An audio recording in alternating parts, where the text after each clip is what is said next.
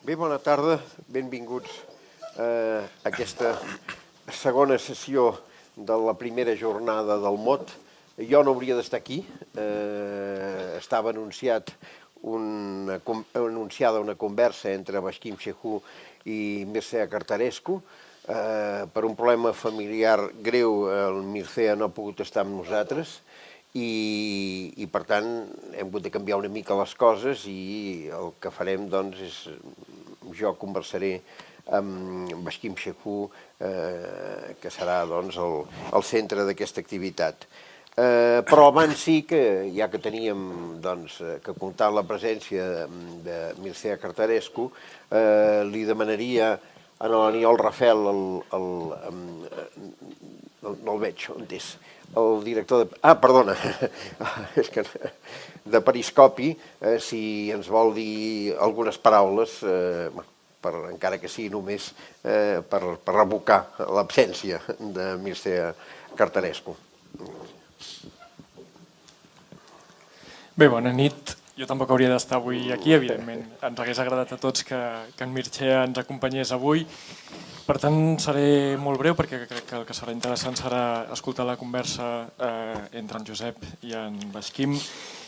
En tot cas, en Mircea Cartarescu tenia molt de sentit que avui hagués estat aquí. Hi ha diversos crítics que el consideren que és un autor primordial en el corrent del riu de l'actual narrativa contemporània. Això ho diu, per exemple, l'Emma Rodríguez. Hi ha en Juan Fernández al periòdico que deia que el seu univers literari, tan frondós i oníric com personal, el magnetisme barroc de la seva escriptura el converteixen en un dels escriptors més destacats de les lletres romaneses. Anant una mica més a prop, en Serés deia fa uns mesos que llibre rere llibre, es confirma que la seva és una de les aventures literàries més sòlides de les lletres contemporànies. En tot cas, sí que hi ha una frase que quan el van convidar a un festival literari a Noruega fa alguns anys, el comissari d'aquell festival deia que llegir la prosa de Cartarescu és d'alguna manera com obrir una porta a una habitació increïblement desendreçada que al mateix temps manifesta una mena d'ordre gairebé meticulós. La força impressionant de Cartarescu rau en descriure aquest caos vital amb una precisió meticulosa. Mircea Cartarescu aquí a l'estat espanyol ha publicat diverses obres, la majoria en castellà les podeu trobar a Impedimenta. Va publicar Per què ens estimen les dones, que és un recull de relats que va publicar Llaunar Montaner, i Solenoide, que el podeu trobar a edicions del Periscopi, que d'alguna manera és com la seva darrera novel·la i al mateix temps s'ha vingut a dir que és com la seva obra magna. Agafant una mica el tema del festival, de la literatura encarnada, he estat buscant molt ràpidament i molt breument diverses possibles relacions que segur que si ell hagués estat aquí ens hagués pogut explicar magníficament, però en tot cas la seva és una obra que neix a partir d'una infantesa crescuda a la Romania comunista als anys 50, 60, 70. Hi ha una entrevista on ell explica que quan ell era jove era un xicot molt prim, llegeixo textualment, que llegia molt més del que era bo per la salut, que els seus llibres, diu, eren finestres cap al món medieval, barroc, manierista o fins i tot steampunk, com ho són les antigues pintures de les catedrals. La meva realitat, diu Cartarescu, eren els blocs dels treballadors, les catedrals més miserables mai construïdes. Després d'aquest pas per l'institut, estudia filologia romanesa, comença a escriure poesia, una poesia que diu que d'alguna manera pretenia canviar el món, és una mena d'utopia de joventut que connecta amb diferents corrents postmodernistes, que és una etiqueta que l'ha acompanyat al llarg del temps, sempre compromès amb la societat romanesa. Ell d'alguna manera aquesta etiqueta de la postmodernitat diu que és una etiqueta que no acaba d'encaixar del tot amb el que ell escriu, que de fet ell ha utilitzat diversos tipus de recursos. Cita, per exemple, els clàssics, els romàntics, barrocs, manieristes, surrealistes, postmodernistes, moderns, una barreja de tots ells. I en el fons el que ve a dir és que la seva literatura d'alguna manera és metafísica o fins i tot neoromàntica, però en el fons realment del que parla la seva obra, i concretament en el cas de Solenoide, diu que és una obra que parla de la tragèdia de la humanitat al llarg de la història, de tots els temps, de tots els llocs. Diu que un dels temes de la novel·la és el mal, d'on ve el mal. El món de Solenoide es dibuixa espantós, sense salvació ni esperança. En tot cas, és una novel·la que transcorre en aquests anys 80, que és un dels moments més durs de la dictadura de Ceausescu, tot i que deliberadament no hi va voler fer cap mena d'al·lusió. Molt poc sovint apareixen dades que ens puguin situar de forma concreta. El que volia era escriure un llibre universal, localitzat però sense una temàtica nacional concreta. Aquesta novel·la explica el patiment humà a un nivell metafísic. De fet, hi ha algun crític, per exemple, que el que diu quan parla de Solenoide és que és òbvia la dimensió existencial i el maquillatge autobiogràfic de la novel·la, però que hi ha una altra dimensió, a banda de l'estètica, que és més profunda i extraordinària, que és la dimensió ètica, la que ens planteja la possibilitat de salvació de l'home. Molt breument, tenia diverses coses apuntades, però acabaria explicant una... no sé si dir-ne anècdota, però a l'inici Mircea Cărtărescu escrivia poesia, després va passar-se sobretot a la prosa, però que ens situa en un dels últims poemes que va escriure, que es titula L'Oest. Explica Cărtărescu en una entrevista que tenia 34 anys, l'any 1990, no havia viatjat mai fora de Romania, i de cop va ser catapultat cap a l'univers infinit. Podeu imaginar Romania, aleshores un forat negre, pobresa, duresa, tot el sofriment, tota la gana, i d'un dia per l'altre l'envien de viatge i l'envien justament a Nova York. No es podia creure tot el que veia, tot al seu voltant. A Romania gairebé no podia comprar res, diu, una mica com segurament podria ser Corea del Nord avui. La gent pràcticament sobrevivia amb molt poques coses i aleshores aterra en aquesta ciutat que creia que coneixia, però que realment que la coneixia perquè n'havia llegit a través de la literatura, i aleshores a partir d'aquí li creix a dins seu un sentiment de vergonya i de ràbia, de confusió. De cop va sentir que el que havia viscut fins aleshores era gairebé res, com si hagués pràcticament malgastat la seva vida. A partir d'aquí va escriure aquesta poesia que es deia L'Oest i va decidir no tornar a escriure poesia mai més, centrar-se en la prosa. L'obra de Cărtărescu, que avui en dia és un dels grans referents de la literatura centreeuropea, és reconeguda arreu del món.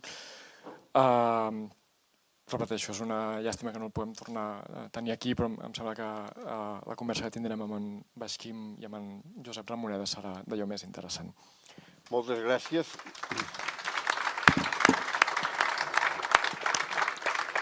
Moltes gràcies. 5 festivals, 40 invitats per festival, són 200. Que aquest sigui el primer que no arriba amb tota aquesta història és un miracle.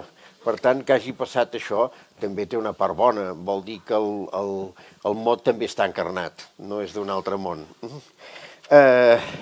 Vaskim Shehu és un escriptor albanès que hace ya como 20, ¿cuántos? 21 años. 21 años que vive entre nosotros. Llegó como acogido, refugiado, como se llame, del Parlamento Europeo de Escritores. Le gustó, se quedó y aquí sigue entre nosotros.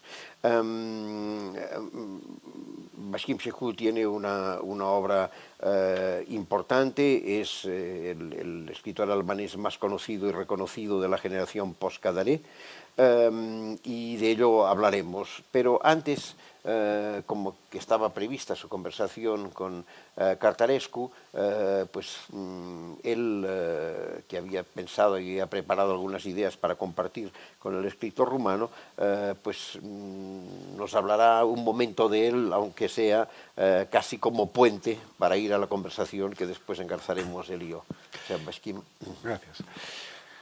Bueno, el título es la literatura encarnada o literatura hecha carne.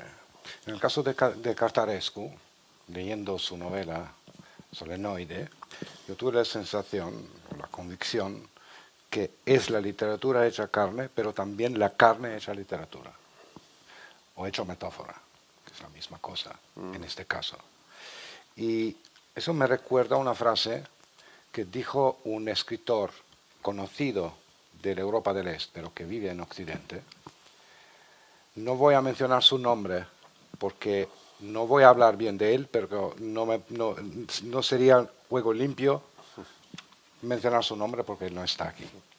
Pero me parece significativo algo que él dijo cuando estuvo invitado en Barcelona, que, refiriéndose a Baudelaire, que el cuerpo de la literatura son las cosas, la cotidianidad, la realidad que vivimos cada día, mientras que el espíritu son las ideas metafísicas y el lenguaje, la invención de nuevo lenguaje literario, más o menos, como él lo comentó o parafraseó a Baudelaire. Y dice que de los escritores de Europa del Este, nosotros, que ya se consideraba occidental, no esperamos que se dediquen a inventar nuevas formas de expresión literaria o de adentrarse en el juego de ideas metafísicas, sino que nos hablan de Kalashnikov, que nos hablan de pobreza, que nos hablan de hilos espinados. Eso es la expectativa. O sea que la mente o el espíritu sería de los occidentales y las sensaciones, el nivel primario de relación con la realidad, digamos, sería de los escritores, digamos, de la Europa del Este. Yo, por supuesto, no acepto eso, rechazo esa división. Además de que me parece es casi un caso de autofobia, ¿no? Viniendo de un escritor del Este. Sí, pero sí. Sí, es lo que se llama nesting orientalism, orientalismo hacia sí mismo. Sí, sí. Y en el caso de Cartarescu, Cartarescu combina las dos cosas. Digamos, la cotidianidad, la realidad cruda, el cuerpo, digamos, o la carne, o la tierra, con el cielo metafísico o con el juego de metáforas y de formas atrevidas de expresión literaria. En ese sentido yo me siento bastante cercano a Cartarescu. Es que si me refiero a las realidades políticas o sociales de mi país, no lo hago por un deber o porque así debe ser, o esa es la expectativa de los occidentales, es que así me sale. Pero no me basta esa cosa. Está claro. Simplemente para situaros, ¿no? Baskim Shehu, hijo de uno de los más importantes jerarcas del régimen de Enver Hoxha, en realidad el número 2, se formó en el espacio de la nomenclatura de su país, tuvo, digamos, algunas señales de comportamientos incorrectos de joven, cuando su padre fue liquidado por el régimen, él fue a parar junto a su familia en la cárcel, estuvo en la cárcel durante 7 años, si mal no recuerdo. 8. ¿8? Sí. 8 años, después salió, tuvo digamos, algunos enfrentamientos con Berisha, el primer líder del nuevo régimen, y después, más tarde, ya se vino a España, aunque ha mantenido siempre una relación permanente con Albania, un país que tengo que decir que he conocido gracias a él y con el que he estado gracias a él varias veces, en el que he estado varias veces y que me impregna de alguna manera particular y singular. Hay algo que me toca cada vez que voy allí. No sé, igual en la conversación consigo saber un poco qué es, ¿no? Era esto simplemente un encuadramiento muy sucinto para que os situéis sobre el objetivo, podríamos decir, de la reflexión o del diálogo con él, ¿no?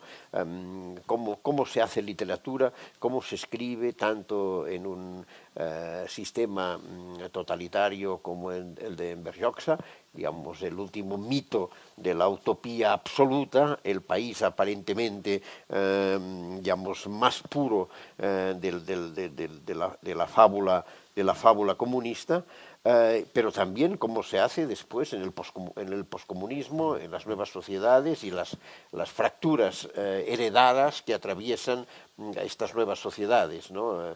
Yo recuerdo que en una de las visitas que hicimos allí, recuerdo que me impresionó mucho que el entonces alcalde de Tirana, Edi Rama, hoy presidente, Sí, es primer ministro. Del gobierno, me sorprendió diciéndome que uno de los problemas más grandes que había en Tirana era la violencia intergeneracional, la violencia familiar, no de género en el sentido clásico, sino intergeneracional, de hijos con padres y padres con hijos, ¿no? Probablemente una herencia, una secuencia del pasado, ¿no? Pero yendo ya directamente a tu obra, la última obra que has publicado en España es Angelus Novus, una obra que podríamos entrar en disquisiciones de género literario sobre si es una novela, un ensayo o un mixto de los dos. Yo creo en los géneros mixtos, por tanto no perdería mucho tiempo en ello. Hay un prólogo de Achaga, de Bernardo Achaga, en el cual dice: siendo los temas, los hechos, las vidas que se cuentan terribles, el pozo que queda en el ánimo del lector es luminoso. Me parece que es una buena introducción a tu escritura, a tu literatura, y no sé, y empezamos por aquí. Empezamos por, digamos, que cómo es escribir en el periodo, en el Sí, mundo. y esta frase de Achaga, ¿te sientes identificado con ella? Sí, he tenido la misma sensación cuando lo escribí. Quizás porque coincidía con un hecho personal en mi vida. O sea, de cierta manera la literatura hecha carne o la carne hecha literatura. Es que acababan de nacer mis hijas, que son mellizas y que vendrán mañana aquí. Y fue uno de los momentos más, digamos, más bellos de mi vida. Y yo le escribí esta novela desde cuando tenían pocos meses hasta que cumplían un año. Y trabajando con la novela y cuidándome de ellas que eran tan frágiles. Quizás eso me dio esa sensación de luminosidad. Mientras que creo que las novelas que escribo después, por ejemplo, algo que tú has leído, que se ha publicado en Francia ahora, no tienen menos luminosidad que la otra. Y sin embargo, luminosidad, pero la base material de la novela de Angelus Novus es en buena parte tu experiencia en la cárcel de Burrell, ¿no? Sí, sí. Ahora bien, para contestar a tu pregunta, que cómo es escribir en el mundo comunista y postcomunista. Hablaré un poco de mi trayectoria, que en cierta manera puede ilustrar algo más general, y creo que es significativa, porque abarca extremos y también abarca distintas posiciones, distintas circunstancias dentro del régimen totalitario y post-totalitario. Bueno, antes de ir a la cárcel, yo escribí, bueno, era joven, un adolescente de 17 años cuando empecé a escribir, inspirado o instigado por las lecturas que tenía, sobre todo libros prohibidos, por ejemplo Kafka. ¿Tú tenías acceso a los libros prohibidos? Sí, tenía acceso más que la gente en general, aunque se infiltraban esos libros prohibidos entre los intelectuales. Yo tenía más posibilidad, gracias a la posición de mi padre.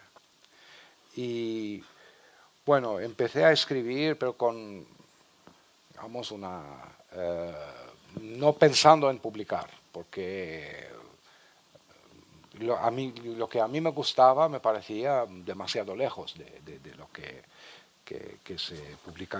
se publicaba y no soñaba. Y trabajé así durante un año y algo, y un amigo mío que tú conoces, Piro Misha, por ejemplo, leyendo, porque yo leía esos manuscritos, leía a algunos amigos que pensaban como yo, que no les gustaba el régimen y que tenían otra idea sobre la literatura. Les enseñaban mis manuscritos y uno de ellos, ese amigo que mencioné, me dijo que, bueno, puedes también intentar de publicar, no entrándote en temas directamente políticos.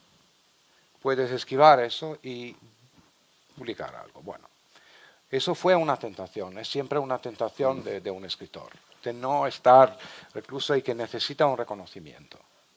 Necesita un reconocimiento porque es un trabajo solitario y por ser un trabajo solitario eso lo hace más duro.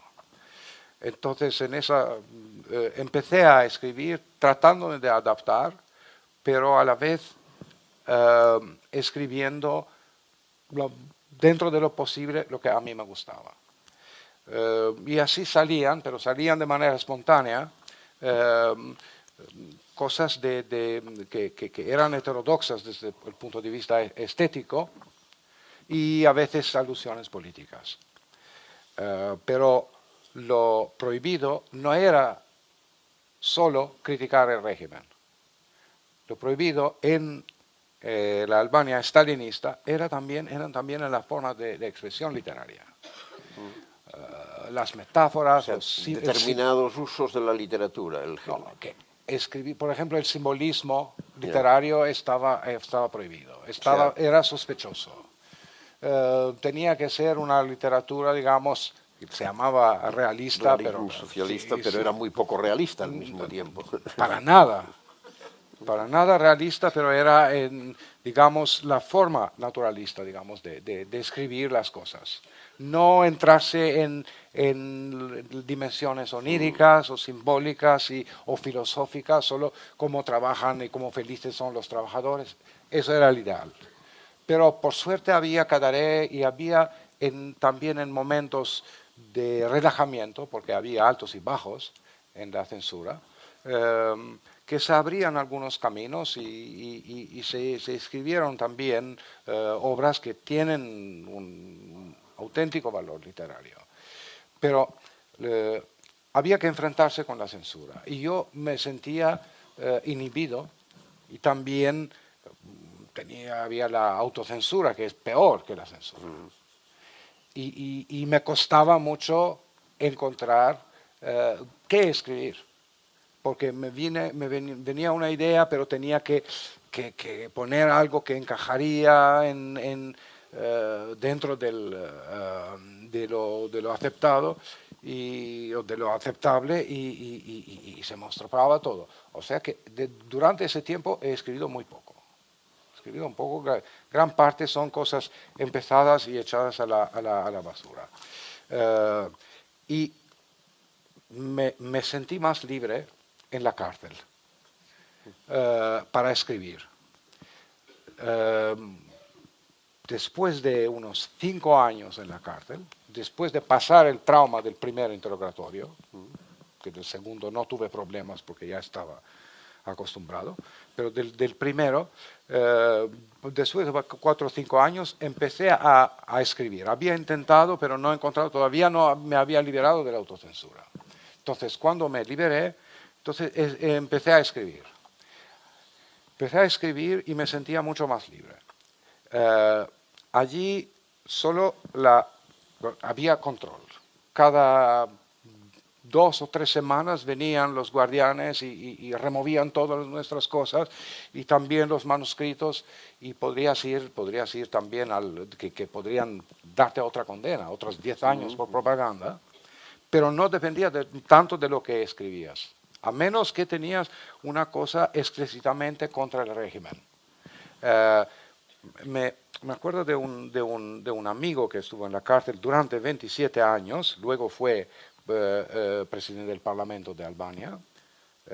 Él fue condenado en la cárcel otra vez por haber escrito una novela donde no había nada de política, unos jóvenes que celebran un cumpleaños en Tirana, mientras que había hecho cosas que aludían, parábolas contra el régimen, pero que lo presentaba como si fueran en la manera nazi y como si fueran traducciones suyas. El censor no las entendía, digamos. No, pero lo condenaron por esa novela sobre amores y cumpleaños en Tirana. O sea que por cualquier cosa podrían condenarte. Bueno, yo no podría quedarme sin escribir y he escrito unos 200, 300 páginas, narrativa, digamos, breve o no tan breve. He sacado algunas cosas yo mismo, algunas cosas algún amigo, y todo se ha salvado, pero me sentía más libre porque la única cosa era de evitar atacar directamente o abiertamente el régimen. Bueno, yo no estaba interesado tanto en ello porque no quería hacer propaganda, quería hacer literatura.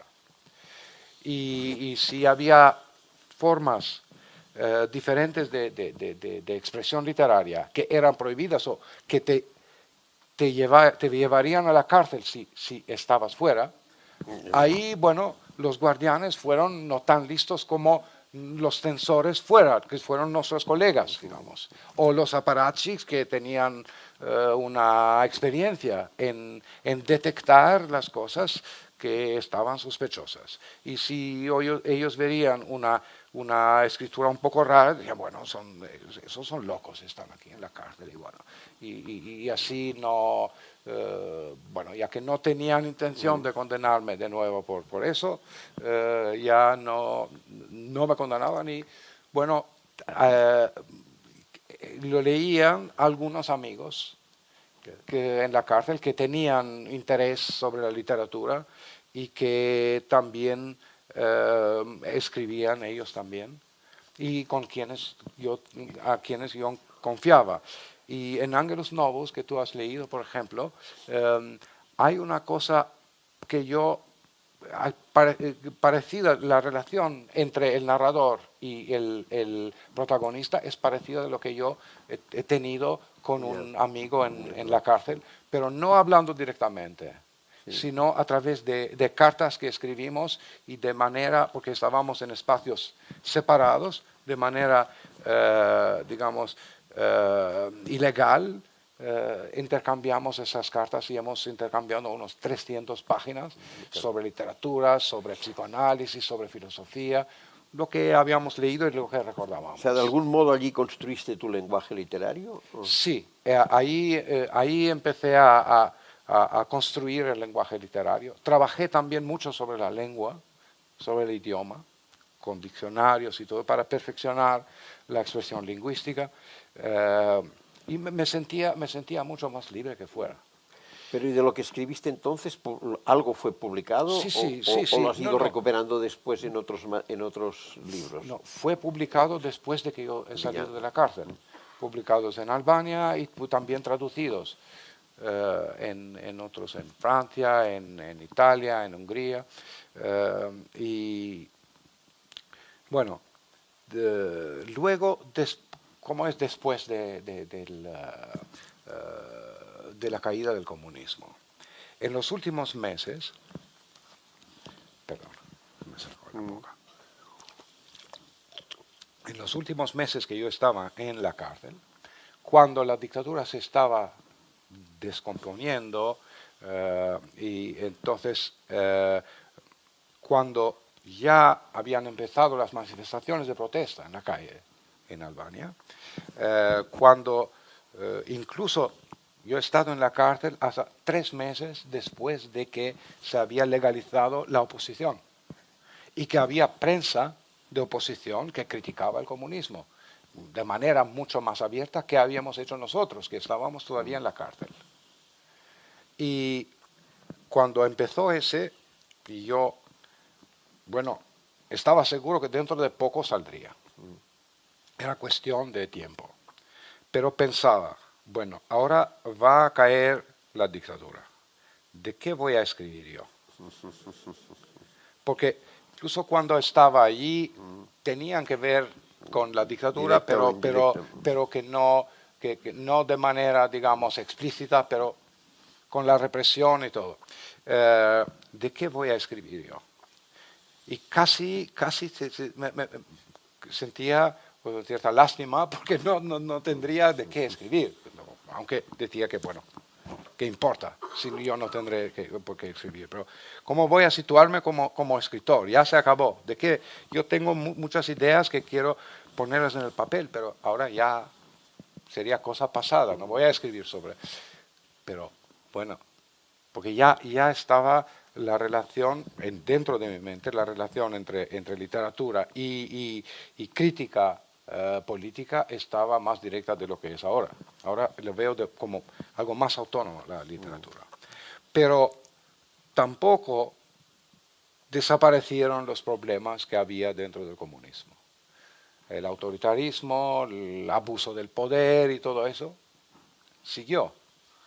Y tenía también, si quería escribir sobre esas cosas, tenía bastante material.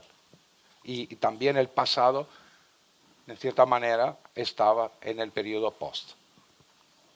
Pero, y en cierto modo, gran parte de tu obra ha vivido siempre de este pasado, digamos. Sí. El otoño del miedo, Angelus Novus, esta francesa Sí. Que has publicado recientemente, digamos, este tema sigue presente en tu obra permanentemente. Sí, yo creo que es también, porque es una experiencia que a mí me ha marcado, la cárcel, el totalitarismo y todo eso. Y me parece también muy interesante para la literatura. Ese material es un material muy adecuado para la literatura, para la manera como demuestra el ser humano, cómo demuestra a través del tema del poder, digamos. Y que es algo fundamental. El poder, la muerte, la locura, todo eso. Entonces se refracta de manera muy interesante, creo yo, y muy potente a través de esas experiencias. Además, es una cuestión de edad. Es una cuestión de edad, porque con la edad pasado, cuando uno es más de 40 años, se acerca a los 50, lo que he notado, por lo menos en mí mismo, es que cierto periodo del pasado lo sientes como algo muy presente y que te mueves muy bien en ese mundo a través del recuerdo, de la memoria. Hobsbawm, en su concepción de qué es la historia, dice que hay tres periodos, digamos, o tres apartados. Uno es la historia lejana, digamos, hablamos del Imperio Romano o de la Grecia antigua. Esa historia no nos toca, es lejana. Pero hay también un periodo que él lo llama periodo gris, que tiene que ver con los primeros años de nuestra vida o también del periodo de la generación anterior, de la generación de nuestros padres. Y que mis padres, desgraciadamente, tenían una historia muy rica, que empieza, digamos, con la Revolución de Octubre. Y yo en los años 20, en Rusia, o en Alemania, en Weimar, o en Alemania de Hitler, me siento como en casa. O también en la Guerra Mundial, o en los años 50. Eso es que son recuerdos o experiencias que se transmiten de una manera u otra. Eso es lo que él llama periodo gris. Y luego, a partir de uno tiene que es joven o es adulto, cuando uno entra y actúa, es parte de la sociedad, es actor, entonces ya no es historia, es la actualidad. Y este periodo gris, a partir de precisamente de Angelus Novus, se ha hecho muy, muy importante para mí y siento como una llamada desde aquel tiempo. Porque de alguna forma es claro, es el momento que te constituye, para decirlo así, ¿no? Sí, sí. Y pues, si te constituye como persona, te constituye como escritor, digamos. Sí, exactamente. No, pero hay una cosa muy interesante lo que decías al describir los temas que te interesaban del universo totalitario, es el poder, un poco la idea que me transmitías era que era como el totalitarismo como una especie de exacerbación del ser humano, ¿no? Es decir, el ser humano llevado a unos niveles de potencia que lo convierten en inhumano. Sí, es la relación, digamos, una relación entre el ser humano, el Dios, el anhelo humano de ser Dios. Por eso es interesante. El anhelo humano de ser Dios, sí. En el caso del comunismo, construido sobre la previa liquidación de Dios, digamos, ¿no? Sí, exacto, porque no podría ser el Dios de la religión, tendría que ser el dictador. A Hitler tampoco le gustaba la religión. No, por supuesto. Aunque no estoy de acuerdo con Bernard Levy, que dice que el monoteísmo es la salvación del totalitarismo. Más bien, es otro tema. Yo más bien diría que las religiones no exigen matar, pero son condición necesaria para matar. Pero bueno, esto es otra historia más complicada. Sí, es otro tema. Es otro tema. Por tanto, tú fijas en este periodo y el periodo de formación, es decir, en un régimen como este, con los privilegios de alguien que pertenece a que vivías en la ciudad prohibida, digamos, sí. en la ciudad cerrada, sí. Y la formación, el periodo de formación. Bueno, ¿Qué te deja? Sí, mi vida social era más bien fuera de la ciudad prohibida, porque mis amigos estaban fuera de eso, aunque gran parte de ellos eran de familias comunistas, pero de otros niveles de la jerarquía. Y me atraían más personas que le gustaba la literatura, o también la música pop, pero primero el gusto de la música pop, como rock, eso me lo cultivó mi hermano mayor. Y la formación, por una parte había la escuela. En la escuela estaba muy empreñada de ideología. Y la literatura clásica, no estaba mal el estudio de literatura clásica, desde Homero hasta Tolstoy. Pero de literatura del siglo XX, solo Jack London y luego algunos soviéticos. Jack London. Solo. Sí, y otros eran Gorky, Mayakovsky, Fadayev y Ostrovsky. Nadie les conoce, esos dos últimos, pero ni Bertolt Brecht.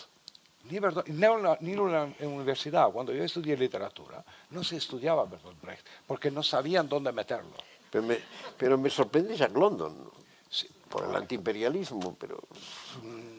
Bueno, no sé por qué. Creo que a Lenin le gustaba. Por eso. Pero la literatura clásica no estaba mal. Y a mí también la manera que estudiamos la literatura clásica me alimentó el amor para la literatura. Por otra parte, me gustaban las cosas prohibidas, los libros prohibidos. Mis hermanos mayores tenían algún libro de Kafka, hablaban con sus amigos y en ese periodo a mí me gustaba tener amistad con gente que eran mayores que yo. Bueno, Freud no sé cómo lo interpretaría eso, pero, y siempre me queda eso, o incluso con gente que son de mi edad, yo me siento como más joven, no lo sé, pero eso lo prohibido, pero por una parte estaba eso, la escuela, por otra parte el círculo de amistad, por otra parte la familia que tenía un padre, el padre es autoridad, pero que era también autoridad estatal.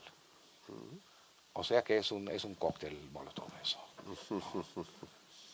Que era el número 2 totalitario, pero sobre todo en cuestiones de gusto literario, artístico o de moda, o las cosas que gustan a los adolescentes, era muy duro. O sea, eso creaba también un conflicto, un impulso a la rebelión. Porque, bueno, es una puerta giratoria, uno puede estar muy sometido en eso o puede tener una tentación de rebelarse. Y, bueno, yo me rebelaba en silencio. O escribiendo de manera, digamos, y primero empezó con la música, mi rebelión, digamos, con los Beatles, Rolling Stones, esas cosas. Luego con la literatura y después con la política. O sea que primero me gustaba la música, pero no lo veía como algo contrario con el régimen. También la literatura, bueno, era quizás demasiado joven para plantearme de manera consciente de que si el régimen lo prohíbe, pero a mí me gusta, entonces ¿cómo explicar eso? Que aceptar el régimen y rechazar eso. Pero cuando yo tenía 16, 17 años, coincidió con el periodo de apertura, que ya el modernismo, las vanguardias, había cierta tolerancia. Y también la música pop estaba aceptada. Luego, en 73, cuando yo tenía 18 años, hubo esa prohibición, empezó una caza de brujas. Y eso empezó a hacerme consciente sobre la naturaleza del régimen y que si es un régimen que prohíbe esas cosas, entonces no hay derecho. Entonces también ese régimen es inaceptable. ¿Y la idea de cultura estaba muy presente en la propaganda oficial? ¿La cultura era un leitmotiv del régimen? ¿Se hablaba? Sí, tanto. Enver Hoxha hablaba mucho de literatura, de cultura. Siempre los regímenes totalitarios hablan de eso. Incluso la cosa más anticultural que existe, bueno, aparte de Camboya, es la revolución cultural proletaria de China. No sé qué cultura es eso. Y ahí, por ejemplo, Hoxha decía que cómo definía a los escritores, comisarios del partido. Cuando, claro, digamos, tú has construido tu experiencia de escritura a partir del periodo de la experiencia totalitaria. Sí. Cuando el régimen cae, te vas relativamente pronto y ya no vuelves. Bueno, vuelves esporádicamente, digamos, sí, pero ya no... y te instalas en Europa. Desde el punto de vista de la experiencia como escritor, este tránsito, cómo se vive, qué significa. Europa ha sido una sorpresa para ti, te dio algo de lo que esperabas, ha sido una frustración. Bueno, es que en términos relativos, vamos, siempre en cuestiones de la existencia hay que hablar en términos relativos. En comparación con la situación en Albania actualmente sí que es mejor. Pero en comparación de lo que yo pensaba es peor. Como Albania es mucho mejor de lo que estaba, pero es peor de lo que habíamos soñado cuando cayó el régimen. No diría que frustración, pero de la vida en los países occidentales, pero es que hay muchas cosas que no me gustan, que dan asco. También el poder o el abuso del poder está presente incluso en las sociedades democráticas que ahora, por cierto, están en una fase de peligro y de declive. Tú estando ya en Europa, bueno, en España concretamente y en Barcelona en particular, ya has mantenido siempre una mirada no solo sobre Albania, sino sobre la literatura de los países excomunistas. ¿Hay algo, hay un vínculo, hay alguna cosa o no?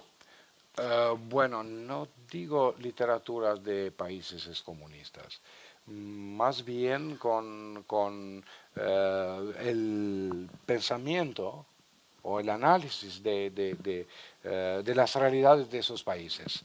O sea, el totalitarismo y luego el periodo de la transición o el periodo postcomunista, eso sí.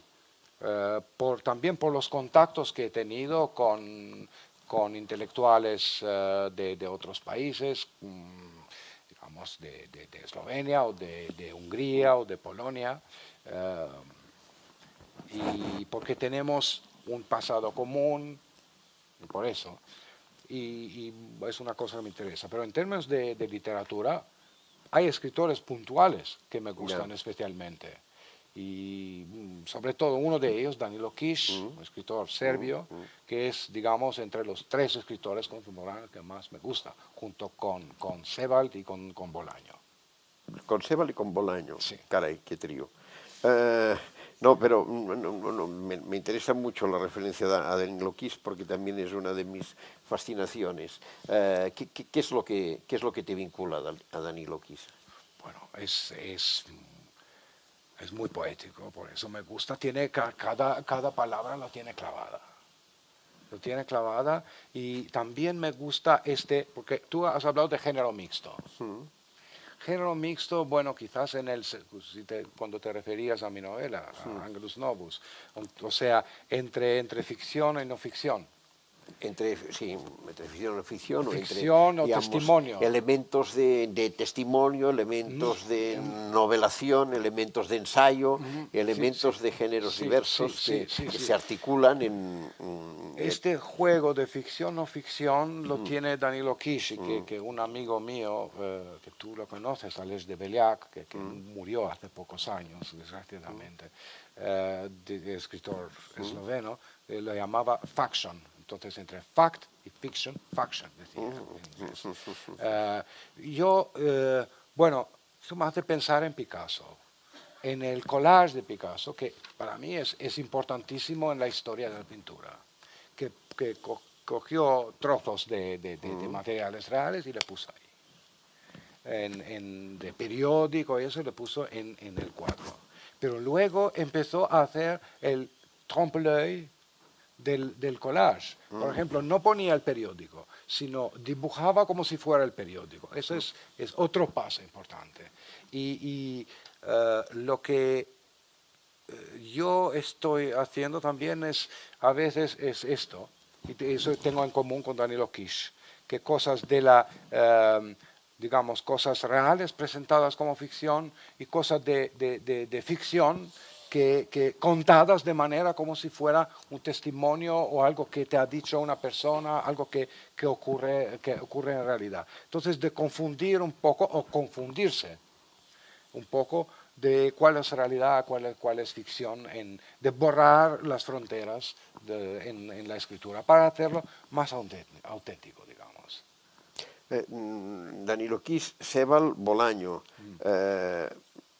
Me estaba pensando si encontraba cosas en común y sí que hay una, por lo menos hay una evidente, que es esta que estás describiendo ahora, ¿no? Todos son faccionistas, ¿no? ¿O no? Bolaño quizás menos, no sé, pero me gusta muchísimo y su 2666 que yo lo he traducido y es 1000 páginas y cuando yo le leí que sentía lástima que es que como ojalá tuviera unas 500 páginas más. Y lo mismo tenía cuando lo traducí, en 7 meses. Porque dejé todo y me dediqué. Es una gran obra. No sé. Y de la literatura, digamos, de la tradición literaria occidental del siglo XIX y del siglo XX, ¿tú sientes que es territorio tuyo Sí. o lo ves muy ajeno? No, es territorio mío y tanto. Que yo desde muy joven con esa literatura, sobre todo Kafka, eh, Dostoyevsky, Gogol, Thomas Mann, eh, Camus, Sartre, Joyce, luego la literatura, y Beckett, luego la literatura latinoamericana que descubrí. Primero, cuando se publicó en Albania, yo tenía 19 años, se publicó El señor presidente De Asturias. de Miguel Ángel Asturias. Y luego descubrí a García Márquez. Y más allá Borges. Borges que para mí es el más gran escritor moderno después de Kafka. Me gusta muchísimo. Y una cosa que tienen en común, a propósito, por lo menos de los 3 que mencioné, por lo menos 2 de ellos, Danilo Kish y Bolaño, escritores post-borgianos. Sí. Y yo también me considero post-borgiano. Por eso me ha descolocado que te guste García Márquez. Un periodo yo estaba como embrujado por García Márquez, pero ya he superado esa fase. Es un paso adelante, sin duda. No, y luego porque veía que él cayó en cierto manierismo. Yo me saturé de García Márquez. Hombre, hay que reconocerle, sin embargo, que es el genio de los primeros párrafos de los libros, ¿no? Esos Sí, primeros párrafos. es de un grandísimo escritor, sobre todo Crónica de una muerte preanunciada. Anunciada, Sí, eso, anunciada es el Anunciada, yo considero que es de las mejores obras de la literatura moderna, ¿no? En mi opinión, por lo menos. Pero, de todas formas, en tu escritura, el referente sigue siendo el mundo albanés. Como referente literario. El mundo albanés y también la mitología, los sueños, todo. ¿Cuál es el...? Pero aunque lo que estoy escribiendo ahora, gran parte de la novela que estoy escribiendo, las cosas que se cuentan pasan en Europa Central y en la Alemania de Weimar y los primeros años del nazismo. La transmisión, esto que, digamos, ¿cómo ha marcado el periodo totalitario Albania? Es decir, ¿qué es lo que tú percibes y te rechaza, para decirlo así, cuando vas a Albania ahora? Sí, 2 cosas. Una es que yo he notado,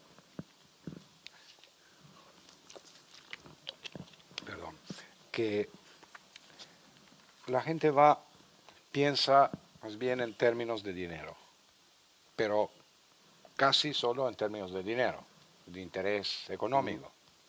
Y eso se convierte en medida de todo. Bueno, aquí también. Pero allí en otro nivel, es en segundo grado, digamos, es encuadrado.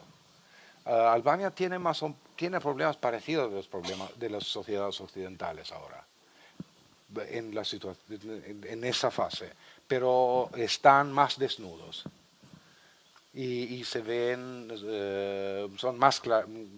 se ven de manera más clara, digamos. Y hay menos coartada, digamos. Sí, y también por la idea, por el rechazo del comunismo y es una idea también transmitida desde el comunismo. ¿Qué es el capitalismo? Que el capitalismo es pensar para enriquecerse y que no hay reglas, no hay normas, no hay moralidad, etc. Bueno, eso era el capitalismo cuando Albania era comunista, mientras que ahora es cada vez menos eso y el comunismo que tiene normas y tiene el capitalismo que tiene justicia social, o sea, los 30 gloriosos, el estado de bienestar.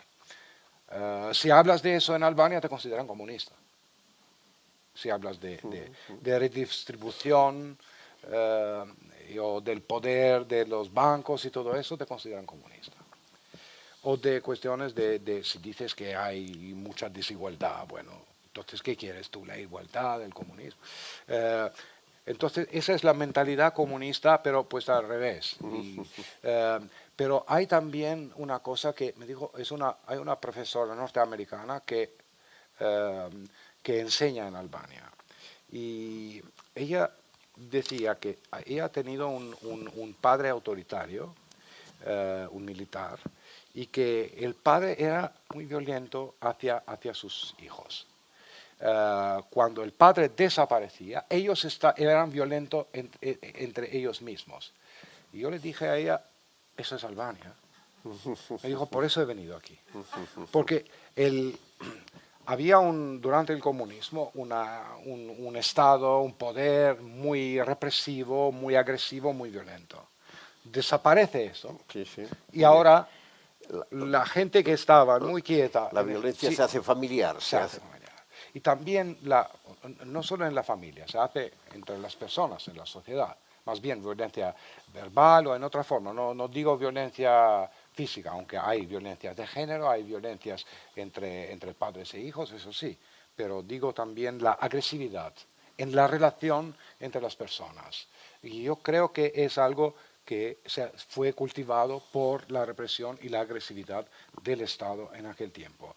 Y también eso que las mafias que empezaron inmediatamente después y que se transmitieron también en las generaciones posteriores en Albania. Entonces, ¿de dónde procede? O sea, que es esta cultura. ¿Y el hombre nuevo? El hombre ¿Existía el hombre nuevo? El hombre nuevo es un monstruo, o un esfinge, o un Frankenstein, no sé, pero es la peor cosa que creo yo que ha hecho el comunismo, es eso, de distorsionar moralmente a las personas. Y el hombre nuevo es el hombre que obedece, que es dócil hacia los superiores y agresivo y fuerte hacia los que tiene debajo. Ese es el hombre nuevo. Muy bien, han sortit moltes coses. Qui s'hi apunta? Qui comença? Jo no us veig, però l'Àgata suposo que sí. Ara. Qui s'anima a entrar-hi per algun cantó?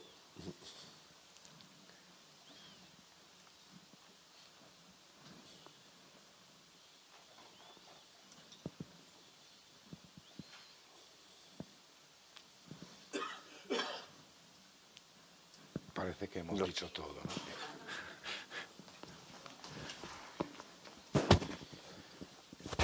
Gracias. Bon vespre, buenas tardes. Hola. Dices que el hombre nuevo es considerado así como un Frankenstein, sí, uno que machaca arriba y abajo. Actualmente en el territorio donde tú naciste,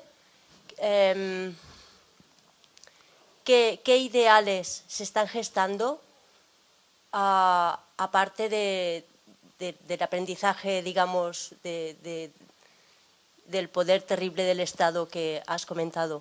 ¿Qué ideales se mueven hoy en día? Bueno, primero, el hombre nuevo. Yo dije Frankenstein es una metáfora que me vino así, pero incluso una metáfora fácil. Pero yo si definiría el totalitarismo, tanto estalinista como nazi, es el modelo antropológico, no el tipo de economía o el tipo de Estado. Más bien a partir de qué tipo de personas querían construir. Y bueno, por otra parte, ¿cuál es la situación ahora o qué queda? Sí, que queda bastante en la cultura política, la intolerancia, las cosas en blanco y negro que se ven en relación amigo-enemigo, en la política y la tensión que hay entre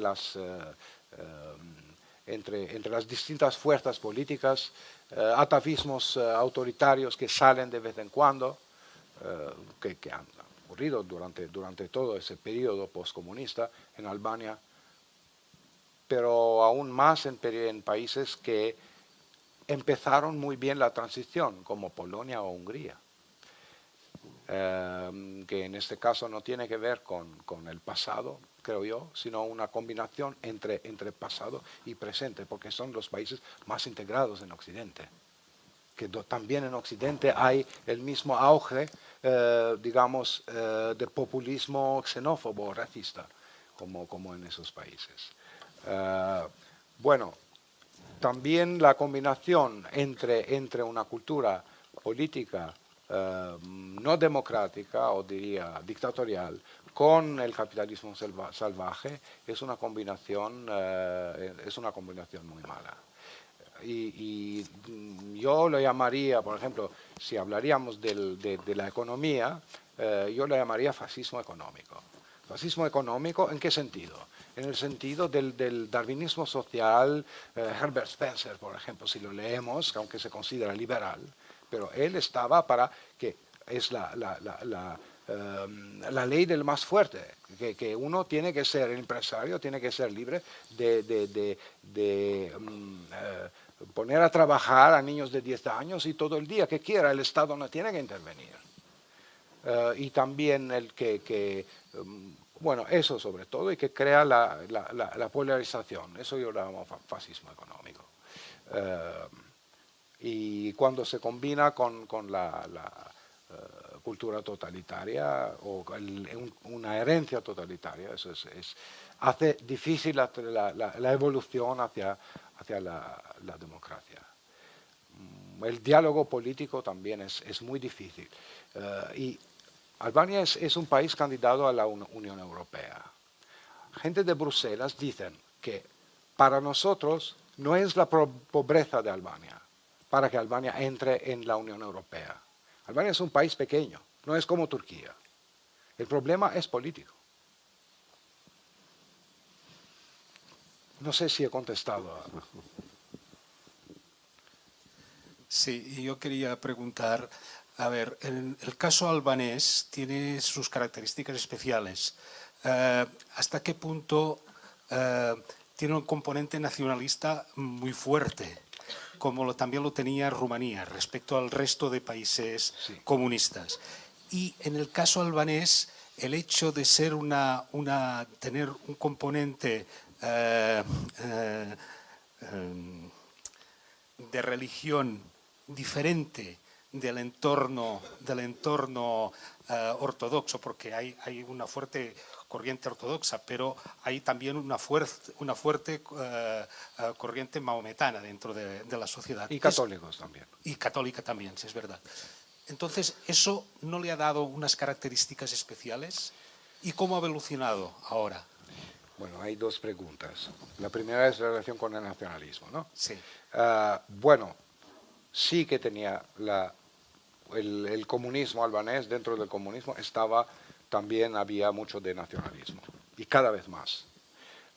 Bueno, en todos los países comunistas, aunque la ideología es internacionalista, en todos los países comunistas hay un componente fuerte nacionalista. Porque el marco del poder es el Estado-nación. Y si tú en este marco pones un poder totalitario, claro que vas a potenciar el componente nacionalista. Y así en la Rusia de Stalin, así en la China actual, o también en la China de Mao, muy cerrada, muy aislada, muy xenófoba, o la Corea de Kim Il-sung, la Rumanía de Ceausescu, también en Albania. Y dentro de los países comunistas de la Europa Oriental, sí, Albania era muy parecida, digamos, a lo de Ceausescu. Entonces, la relación entre comunismo y nacionalismo, esas ideologías diferentes, aunque el nacionalismo se adapta a distintas otras, se puede combinar con distintas, tanto con el liberalismo o con conservadurismo como comunismo, etc. En este caso, sí, y Diferencia específica es el aislamiento total, porque en 1961 rompió con la Unión Soviética, salió del bloque soviético, pero a diferencia de Yugoslavia, que Yugoslavia se abrió hacia el occidente y era el país, digamos, una dictadura digamos, más blanda en los países comunistas. Albania era lo contrario. En Europa era la dictadura más tremenda, más terrible. Y sí que tenía eso con Ceausescu y estaba dentro de esa combinación entre nacionalismo y comunismo, pero se aisló porque de todos modos Rumanía tenía una relación con los demás países de la familia soviética, aunque con más distancia de Moscú que Bulgaria, por ejemplo. Tenía cierta apertura hacia Francia, los países latinos, y Albania no, y sobre todo se relacionó con China después de romperse con Moscú. Imagínate, con China. Y en finales de los 70, cuando China se abrió hacia los países capitalistas, entonces se rompió con China también, Albania, y se decía el único país socialista en el mundo. Cuestiones de religión. Hay 4 confesiones religiosas en Albania, 2 cristianas, 2 musulmanas. Hay cristianismo católico, cristianismo ortodoxo. Hay Islam chií, Islam suní. Pero es un país que, aunque había tenido en varios periodos tensión entre las comunidades religiosas, nunca un conflicto violento. Había cierta tolerancia entre las distintas comunidades religiosas y también entre los representantes oficiales de las religiones. ¿Por qué? Bueno, es una larga historia eso. Quizás por ser desde la Edad Media entre el Imperio Bizantino y el Imperio Romano, y que cambiaban de lealtad entre Roma y Bizancio, entre Iglesia católica y la ortodoxia, y también cuando llegaron los otomanos no lo tenían muy difícil que una parte se convierta al Islam. Pero es un país muy laico. Vamos. También los musulmanes no son musulmanes fanáticos como los que veníamos ahora. ¿Esta laicidad es anterior al comunismo o es fruto de los años de ateísmo oficial, digamos? Bueno, creo que sí que ha influido muchísimo, ha tenido mucho peso el comunismo, y sobre todo el hecho de que a partir de 67 y hasta 1990 la religión estaba prohibida. También eso tiene su peso. Recuerdo cuando hicimos la exposición, el CSSB, la exposición Tiranía sobre Tirana, que comisariaste tú, que trajimos la biblioteca privada de Enver Hoxha. Sí. Y era muy curioso que fundamentalmente había tres bloques de libros. Los libros que eran biografías de grandes dictadores, los libros religiosos, muchos de ellos de tradición francesa, Henri de Lubac, no sé, y los libros de teorías conspirativas. Sí, sí, es verdad. No, había, sí, es verdad que yo me sorprendí cuando vi que tenía tantos libros sobre la religión. Tenía una especial relación con Dios, ese señor. Sí, aquí. Allí.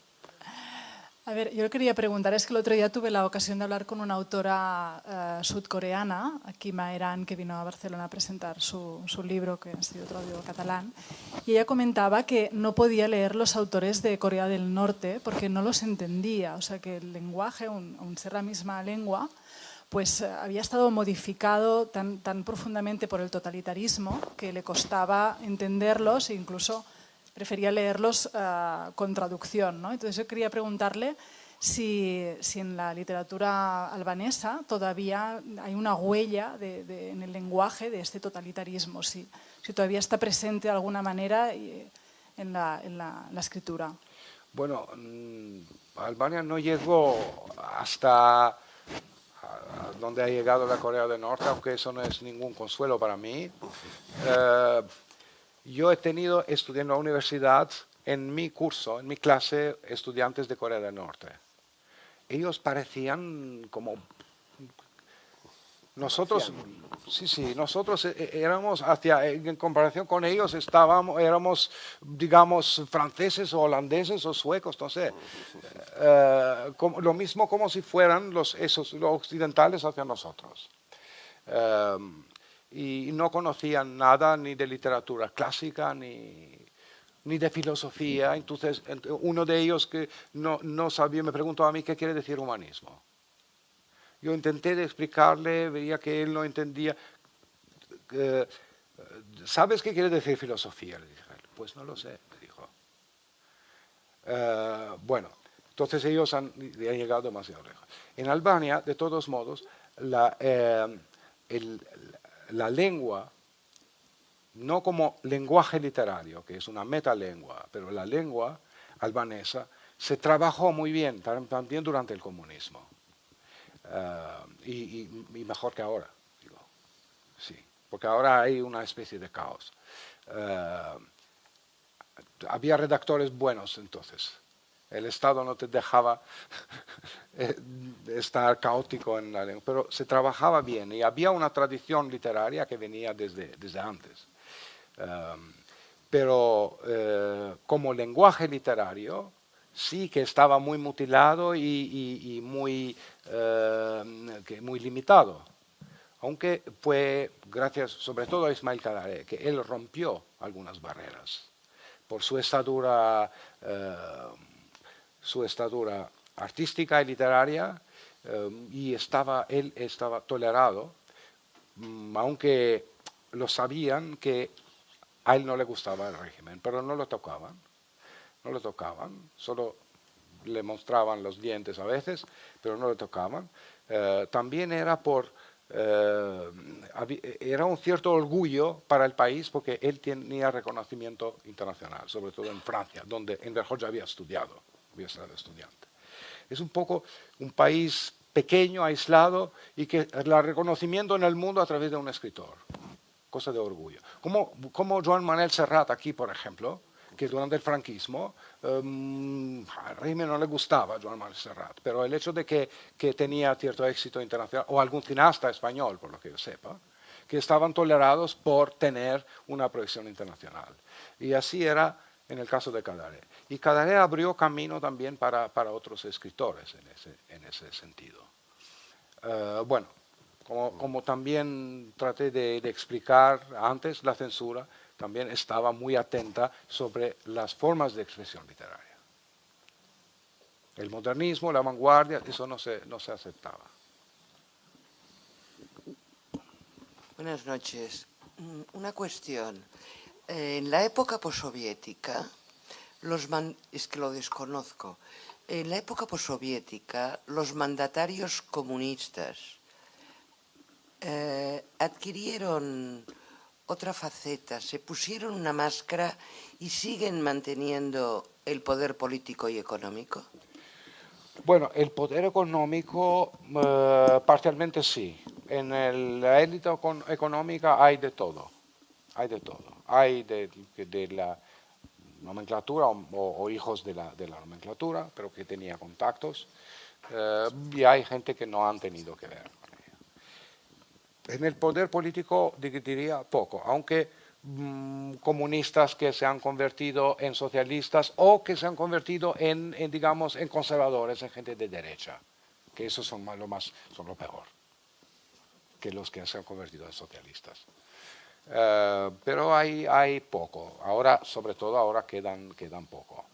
De todos modos, los dos partidos principales, los que se llaman de izquierda, pero digamos es un thatcherismo soft, el Partido Socialista de Albania, por un lado, y el otro, la derecha, el partido que se llama Partido Democrático.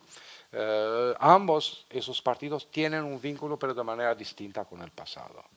En el Partido Socialista, también por el electorado, por la clientela electoral, se ha heredado una cierta nostalgia para los líderes comunistas y les cuesta un poco a criticarlos. mientras que a algunos de ellos, no todos, de los líderes del Partido Socialista. El otro partido sí que tiene un lenguaje anticomunista muy duro, pero que en su práctica te recuerda a los comunistas, más que esos otros.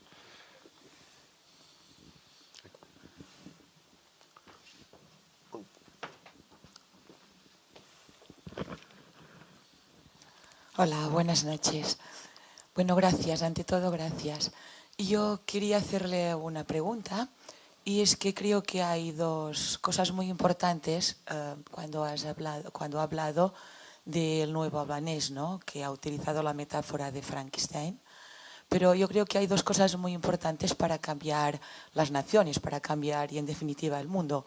Uno es la palabra, usted nos la ofrece a través de la literatura, de sus libros, como otros tantos escritores que nos dan a conocer realidades que quizás nosotros desconoceríamos desde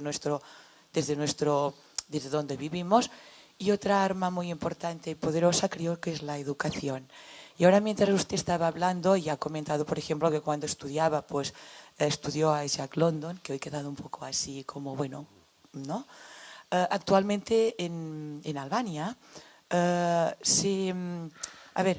sistema educativo albanés se explica todo lo que ha pasado, es decir, se habla de la época soviética, postsoviética, de los presos políticos que han habido, de las censuras, de que usted ha estado en la cárcel, ¿qué comunicación? Es decir, ¿qué saben los adolescentes, qué saben los universitarios? En general yo diría que la generación nueva sabe muy poco, no tiene mucho interés en saber lo que ha pasado. Quizás es por la culpa de nuestra generación, por la manera de no transmitirlo. Porque también en nuestra generación hay una dificultad de autoenfrentarse, de enfrentarse con sí mismo, con su propio pasado. Y eso tiene que ver también con el hombre nuevo, con la distorsión moral que hemos sufrido, con la manera como nos hemos implicado con el totalitarismo. Y bueno, también la forma, los valores que se cultivan ahora por el tipo de capitalismo que hay, le hace pensar solo en el presente continuo. Y en la escuela, por lo que yo sepa, en los institutos se habla muy poco del periodo de la dictadura. Por otra parte, se habla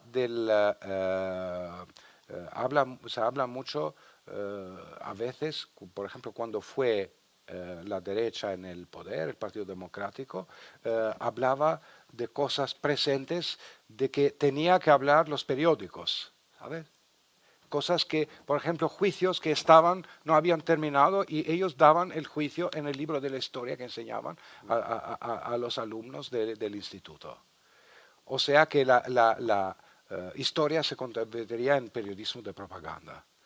Mientras que, por otra parte, en los periódicos se habla mucho del pasado, pero más bien de manera sensacionalista, descubrimiento de tal, y lo convierte más bien en lo contrario que es la historia, porque la historia tiene la cosa principal, fundamental, es un relato que tiene continuidad, mientras que si viene trozado en el periodismo, entonces está fuera de contexto.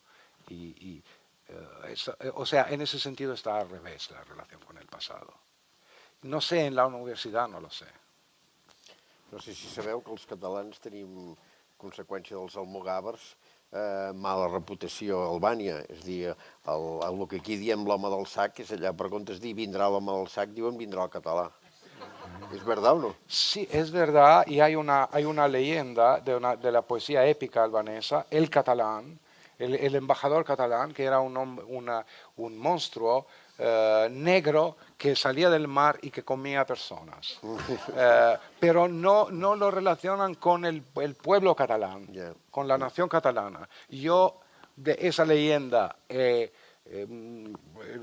he conocido desde niño, pero que los catalanes existen, eso lo aprendí cuando en la universidad. Sí, que hay las lenguas romanas, estudiando lingüística, introducción a la lingüística, las lenguas romanas, tal, català. Molt bé, ho deixem aquí, si us sembla. Moltes gràcies.